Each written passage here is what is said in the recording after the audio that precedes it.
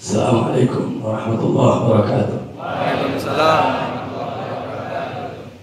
Bismillah, wassalatu wassalamu ala Rasulillah Muhammad bin Abdullah wa ala alihi wa sahbihi wa man walah, wa ba'd.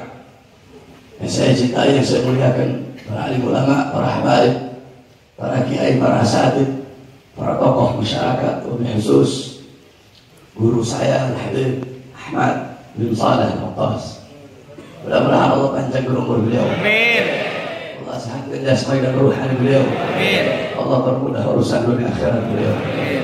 Saya datang kemari mau ta'lim sama beliau, kok malah disuruh kasih nasihat. Yang saya cinta, yang saya muliakan, saya punya ami, saya punya paman Al-Habib Muhammad bin Abdul Rahman bin Ali bin Ismail. Saya punya kakak-kakak yang saya cinta, yang saya muliakan, guru kita Kiai Haji Sabri Lubis. Yang saya cinta, yang saya muliakan, guru kita Al-Habib Ali. Yang saya cintai, tamu kita beserta seluruh hadirin sekalian yang dimuliakan oleh Allah Subhanahu wa taala. Alhamdulillah, segala puji dan syukur kehadirat Allah yang telah mengumpulkan kita di majelis yang penuh dengan keberkahan ini, di bulan yang penuh dengan kemuliaan, yakni bulan Rajab. Bulan haram ada 4, 3 berturut-turut, yakni Dzulqa'dah, Dzulhijjah, Muharram, 1 berada terpisah, yaitu bulan Rajab, yang dimana dalam kitab Al-Gunyah Syekh Abdul Qadir Jailani radhiyallahu anhu, beliau berkata, "Farajab thalathatu ahraf." Adapun bulan Rajab itu terdiri dari 3 huruf, ar-ra wal jim wal ba. Huruf ra, huruf jim dan huruf ba. Wa-ra rahmatullah subhanahu wa ta'ala. Huruf ra adalah rahmatullah subhanahu wa ta'ala. Wal jim jurullah. Huruf jim adalah kedermawanan Allah, pemberian Allah subhanahu wa ta'ala. Wal ba birrullah. Adapun huruf ba adalah kebaikan dari Allah subhanahu wa ta'ala. Famin awal hadhi syahr ila akhir, maka dari awal bulan Rajab sampai akhir, famin Allah thalathata ataya, maka dari Allah 3 pemberian. Apa? Rahmat bila adab. Allah kasih rahmat dari awal bulan sampai akhir bulan, tidak ada adab, tidak ada siksa. Wal jud bila bukhul, Allah berikan kedermawanan, pemberian tanpa ada kebaziran, tanpa ada kepelitan, dari awal bulan sampai akhir bulan. Wal bir bila jafa, kebaikan dari Allah Subhanahu wa taala tanpa ada siksa, tanpa ada pengasingan.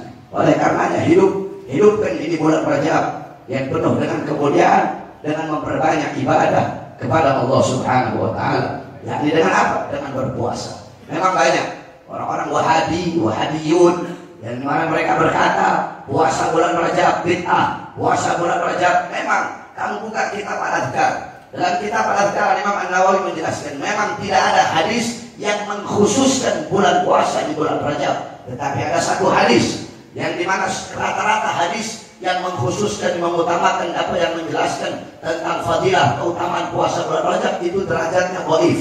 Tetapi hadis dhaif bisa dipakai dalam fadhailul a'mal, bisa dipakai dalam targhib, bisa dipakai dalam tarhib, kecuali tidak boleh dipakai dalam aqaidud diniyah, tidak boleh dipakai dalam ahkam syariah. Nah, adapun cukup 1 hadis yang dimana derajat ini hadis hasan, yakni dari Rasul sallallahu alaihi wasallam, afdhalus siyam ba'da Ramadan syahrul muharram. Paling utamanya puasa setelah Ramadan adalah berpuasa di bulan-bulan haram, Dzulqa'dah, Dzulhijjah, Muharram, Rajab termasuk. Maka Imam Nawawi mengatakan, maka dengan ini hadis, dengan ini dalil, tidak ada 1 kekuatan pun yang bisa melarang puasa sunnah di bulan Rajab. Dan dia juga mengatakan aslus shaum mustahab, hukum asal puasa itu adalah sunnah. Jadi kalau mau puasa di bulan apapun selama bukan hari yang diharamkan, itu hukumnya sunnah. Maka hidupkan puasa di bulan Rajab, hidupkan bulan Rajab dengan memperbanyak ibadah kepada Allah Subhanahu wa taala. Nah, saudara-saudara, di bulan Rajab ada 1 kejadian yang luar biasa. Ada 1 kejadian yang sangat-sangat luar biasa. Yang dimana kejadian ini adalah perjumpaan seorang hamba dengan Tuhannya, perjumpaan seorang kekasih dengan kekasihnya, yaitu perjumpaan Nabi Muhammad dengan Azizul Wahhab bila hijab. Perjumpaan Nabi dengan Allah tanpa ada setitik pun penghalang. Tidak ada yang menghalangi antara Nabi Muhammad dengan Allah Subhanahu wa taala. Yakni kejadian Isra wal Mi'raj. Yang dimana para ulama, para salafun saleh, banyak dari beliau-beliau itu yang mengarang kitab yang menjelaskan tentang Isra Mi'raj. kita itu harus berpedoman kepada kitab-kitab para salafun saleh. Kenapa? Man arada taqadduma fa'alaihi bi kutubil mutaqaddimin, faman arada ta'akhkhara fa'alaihi bi kutubil mutaakhirin. Kamu ingin maju dalam segala urusan, ingin maju, ingin sukses, ingin terdepan dalam urusan dunia, urusan agama, urusan politik, urusan akhirat, hendaklah engkau berpegang teguh kepada kitab-kitab ulama-ulama salaf terdahulu. Nah, dalam para ulama, para salafun saleh, beliau mengarang kitab-kitab yang menjelaskan tentang Isra Mi'raj. Ada kitab As-Siraj Al-Wahhaj fi Haqa'iqil Mi'raj, karangan Imam Abu Ishaq Muhammad bin Ibrahim An-Nu'mani Asy-Syafi'i. Beliau adalah murid daripada Imam Ibnu Hajar Al-Asqalani. Kemudian ada kitab Al-Mi'raj, karangan Imam Qushairi. Imam Qushairi ini yang mengarang kitab Ar-Risalah Al-Qushairiyah. Kemudian ada kitab Ar-Risalah fil Mi'raj, karangan Imam Abdul Hasan Ali bin Muhammad Al-Lakhmi. Kemudian ada kitab Ayatul Kubra fi Syarah Tafsir Isra, karangan Imam As-Suyuti. Kemudian ada kitab Al-Ayah Az-Zahi Ma'al Bahira fil Mi'raj Sayyid Ahli Dunya wal Akhirah, karangan Imam Al-Hafidh Muhammad bin Yusuf Asy-Syami Ad-Dimashqi. Satu lagi kitab beliau Al-Ayah Al-Bayyinat fil Mi'raj Sayyid Ahli Al-Ardi was Samawat. Kemudian ada kitab An-Nur Al-Wahhaj fi Qisah Isra wal Mi'raj, karangan Imam Ali Zainal Abidin bin Muhammad Al-Hadi Al-Barzanji. Beliau ini kakek yang ngarang kitab Maulid Barzanji, disyarahkan oleh cucunya. Diberi nama kitab Tajul Ibtihaj ala Nur Al-Wahhaj, karangan Sayyid Ja'far bin Ismail Al-Barzanji. Kemudian ada kitab Qissatul Mi'raj, karangan Sayyid Usman Syata. Kemudian ada lagi kitab Afdhalul Manhaj fi Isbat Isra wal Mi'raj, karangan Sayyid Abdullah Mustafa Al-Maraghi. Kemudian ada kitab kitab yang dikarang oleh Abu Yamaniki, Al-Anwar Al-Bahiyah fil Mi'raj Khairil Bariyah.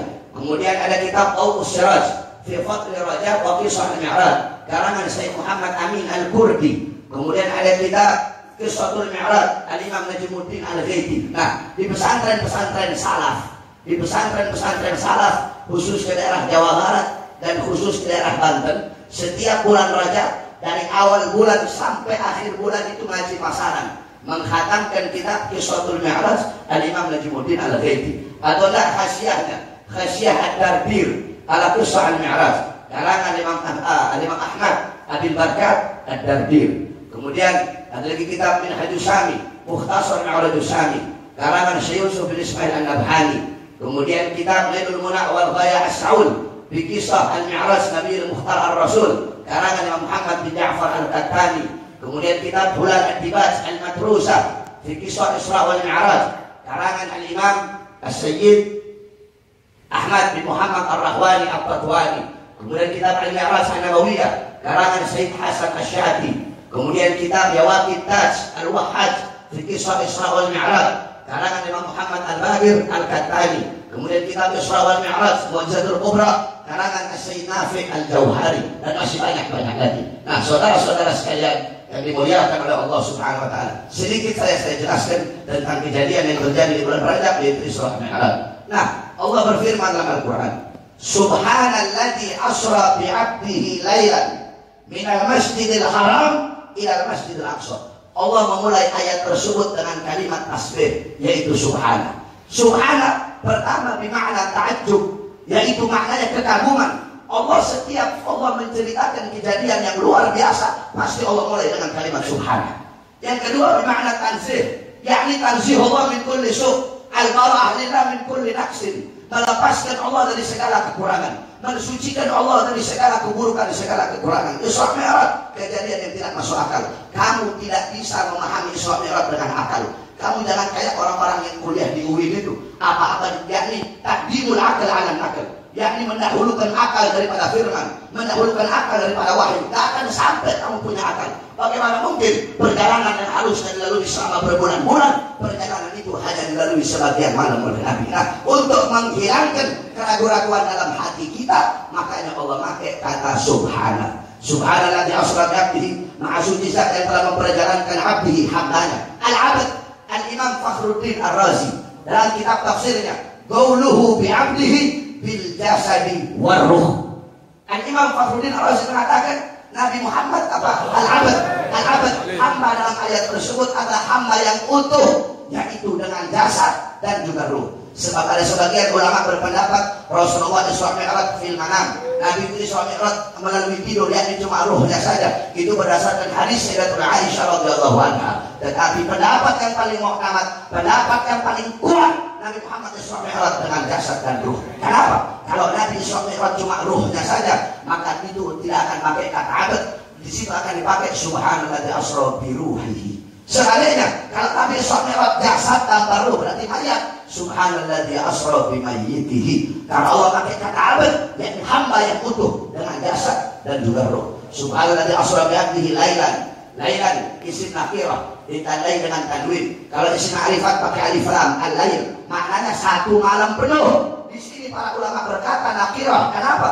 Bimakna tahlil fi muddatil isra. Maknanya adalah penyedikitan daripada waktu malam, pengurangan daripada waktu malam. Jadi Nabi Isra bukan satu malam penuh, hanya sebagian daripada waktu malam. Dari Masjidil Haram ke Masjidil Aqsa, dari Masjidil Haram ke Masjidil Aqsa, dari tempat yang baik ke tempat yang baik, dari tempat yang mulia ke tempat yang mulia, dari tempat yang agung ke tempat yang agung. Sebagaimana dalam hadis qala Rasul, la tushaddur rihal illa ila thalatha masajid, Masjidil Haram, wa Masjidil Haram, wa Masjidil Aqsa. Tidak ada bepergian yang lebih utama selain pergi ketika masjid. Masjid Hada, Masjid Nabawi, masjidku ini, yakni Masjid Nabawi, wa Masjidil Haram dan Masjidil Haram, wa Masjidil Aqsa dan Masjidil Aqsa. Saudara-saudara, Nabi Muhammad Isra Mi'raj karena pada tahun tersebut adalah amul hazan. Tahun tersebut tahun kesedihan bagi Nabi. Paman yang beliau cintai, Abu Thalib, paman yang menjaga Nabi, melindungi Nabi, memelihara Nabi dari musuh-musuh yang ingin mencelakai Nabi. Beliau wafat di tahun tersebut. Sayyidatuna Khadijatul Kubra, seorang istri yang setia kepada Nabi, yang mengorbankan seluruh hartanya untuk Islam. Sampai-sampai sebelum beliau wafat, beliau berkata, wahai suamiku, hartaku telah habis untuk Islam. Kalau nanti aku mati, kalau nanti aku terkubur, kamu butuh uang,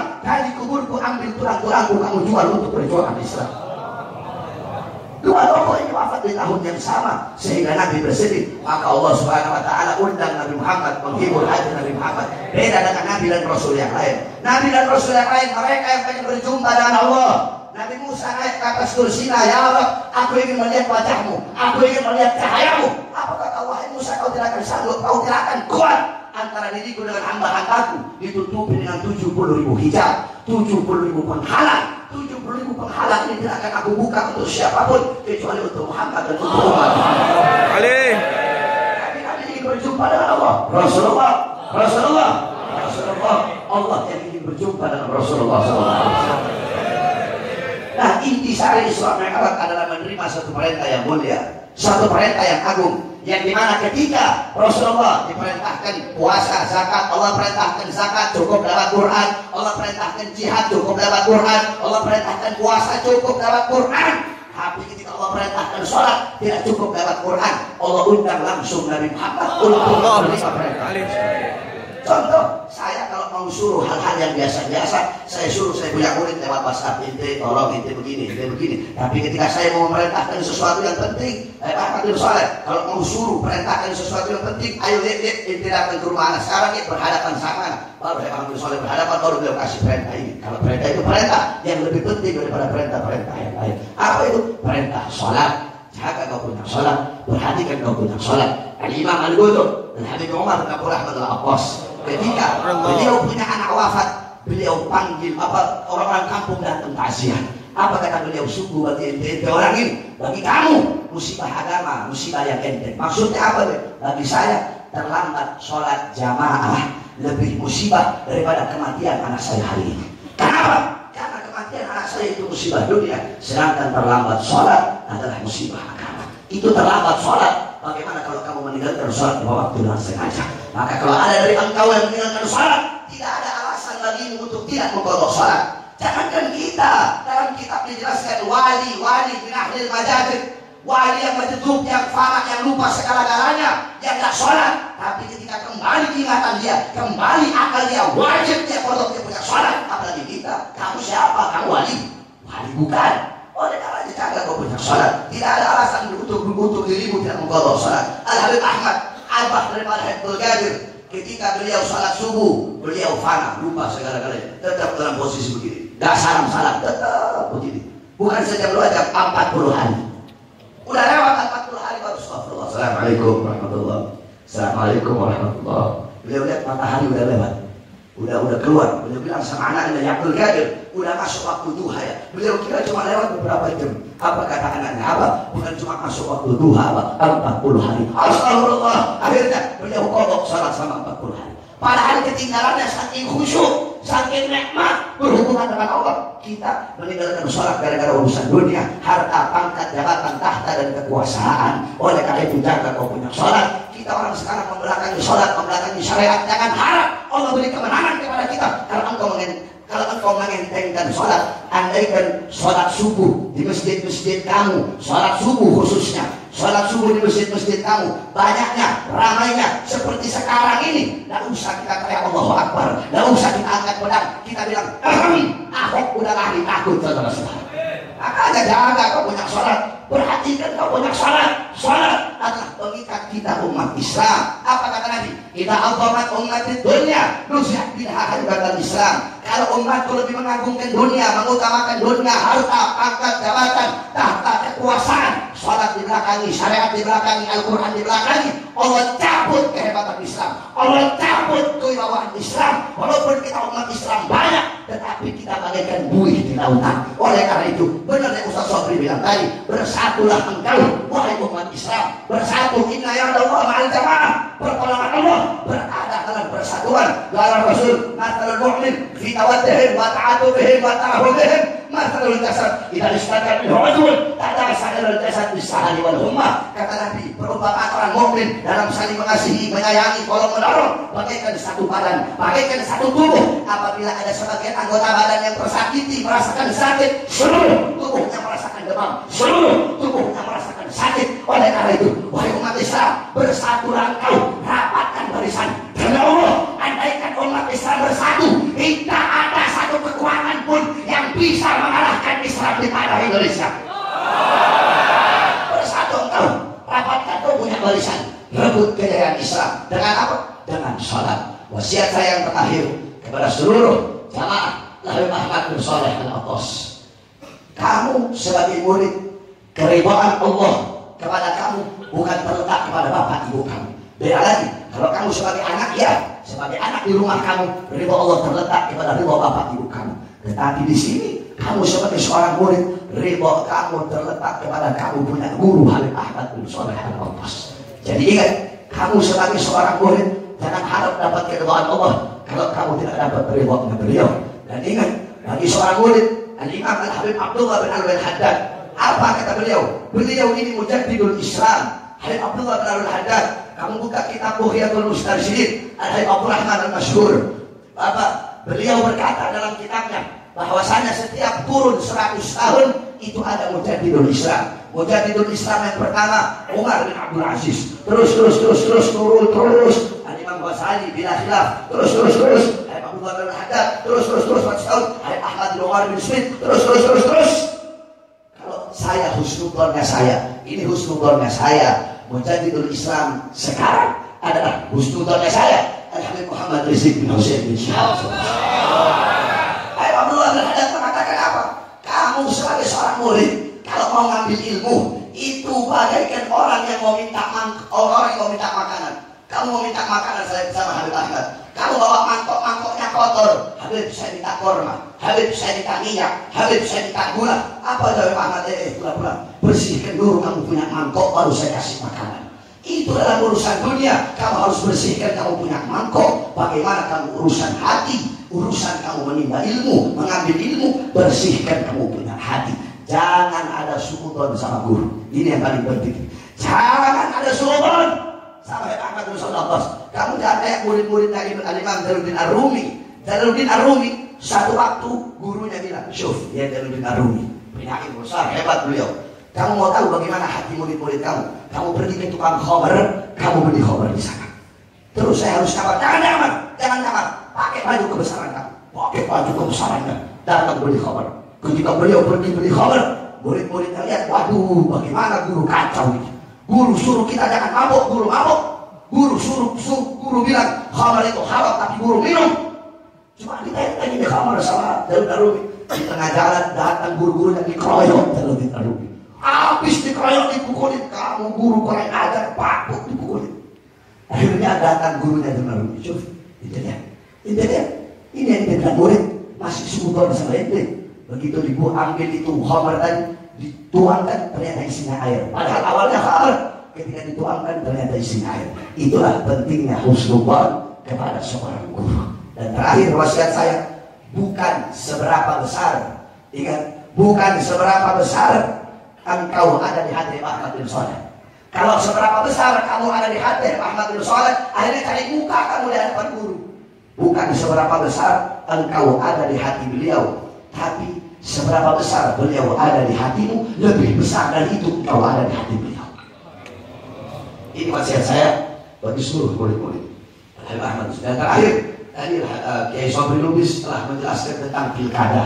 Itu di kitab Fathul Mu'in ada namanya Ahlul Halli wal Aqdi. Ahlul Halli wal Aqdi itu adalah mereka yang punya hak untuk mengangkat seorang pejabat dan membatalkan seorang pejabat. Nah, di Jawa Barat itu sudah dibikin kayaknya Ahlul Halli wal Aqdi. Itu sudah dibikin. Yakni kalau di kitab dijelaskan Ahlul Halli wal Aqdi busyauka wasatwa wahladiyat minal ulama wa ru'asa wa wujuhin nas alladhi intafan nas haulahum. Mereka adalah orang yang punya kekuatan, orang yang punya kekuatan, orang yang punya kekuasaan, orang yang terpandang, yang dimana beliau-beliau ini dari kalangan ulama, dari kalangan pembesar, dari kalangan para tokoh-tokoh masyarakat, yang dimana mereka manusia berkeliling, manusia mengelilingi mereka. Tadi dijelaskan sama Kiai Sobri, Jawa Barat, khususnya guru kita Habib Rizik sudah kasih tanda bahwasanya partai ini wajib dipilih. Kita sebagai umat, kita sebagai rakyat, kita sebagai umat Islam, sami'na wa ata'na. Kita kami dengar, kami taat, dan sampai kita khianat. Karena banyak juga ini suka-suka khianat, berwajib satu kepala tapi mukanya dua, depan Habib beda, di belakang Habib beda. Orang munafik, tahu munafik? Munafik itu dari lafaz nafiqul yarbu. Nafiqul yarbu. Nafiqul yarbu, liang yarbu, apa yarbu itu ya? Yarbu itu kayak tikus, cuma bukan tikus. Apa yarbu? Dia kayak tikus gitu, tikus anak, cuma ekornya lebih panjang. Itu yarbu. Apa namanya kalau di sini? Bukan curut, bukan. Dia apa yarbu itu? Bukan bunglon, tikus, cuma bukan tikus. Nah, dia itu punya dua liang, ya, punya dua lubang. Yang pertama namanya nafiqah, yang kedua namanya qasi'ah. Jadi dia tuhuru nafsahu min qasi'ah wa yakhruju min qasi'ah. Ya, yadhuru nafsahu min nafiqah wa yakhruju min qasi'ah. Dia menampakkan dirinya dari lubang yang namanya qasi'ah ini, kemudian nanti keluarnya bukan dari sini.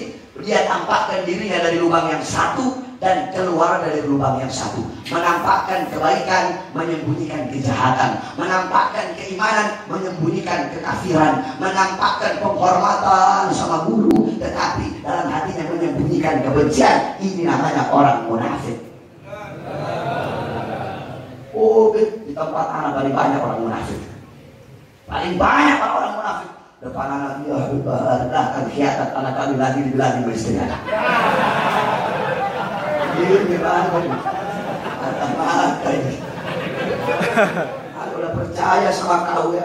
Awas kau bilang saya kawin lagi ya. Tetap ditodong pisau sama istri anak. Tetap dia bilang kan udah kawin lagi. Ada aku bainan naren. Anda berada di antara dua neraka ya Habib. Benar. Sana neraka, di sini neraka ya Syekh. Ana bainan naren, bainan jahannamain. Oleh karena itu, saya sangat senang sekali dan kamu saksikan. Saya muridnya Habib Ahmad bin Shalih Al-Fauzan. Kalau saya jadi kamu, kemana Habib pergi bakal saya ikut. Kalau saya jadi kamu, kenapa? Saya lihat beliau, saya kemarin ketemu, saya ngobrol-ngobrol di sini. Ilmu beliau ini seger, kayak baru turun dari langit, seger-seger yang tak pernah saya dengar. Ini ilmu beliau. Dan saya mau ngomong gini bukan depan beliau doang. Kalau depan beliau doang munafik namanya. Ada beliau atau tidak ada beliau? Seperti itu. Jadi kamu beruntung dekat sama para habaib. Amin. Sampai-sampai di tempat kami di Sulawesi sana. Anak di Sulawesi ya Syekh. Anak di Sulawesi. Abadul Makan. Sulawesi. Itu di sana kami Ada satu pendeta. Ini pendeta ketika melihat Habaib berceramah, ini pendeta bilang begini, itu siapa yang ceramah? Itu Habib. Habib itu siapa? Habib itu anak cucunya Nabi Muhammad. Jadi Nabi kalian Muhammad itu punya anak cucu ya? Iya punya anak cucu. Bodoh kalian, kata pendeta. Bodoh, goblok kalian. Kenapa? Andaikan Yesus, kami punya Nabi, punya cucu, tidak akan kami biarkan dia berjalan di atas tanah. Kami gendong dia kemana-mana. Itu orang Nasoro ngerti. Ini udah muslim, goblok. Sama guru pelit. Sama guru itu anak muslim. Mudah-mudahan semua dari murid-murid yang baik. Amin. Amin. Amin. Ya Rabbal Alamin. Sebelum saya tutup, kami sebagai anak-anak muda minta nasihat dari Ami Muhammad walaupun sedikit. Fadhal Ami Muhammad.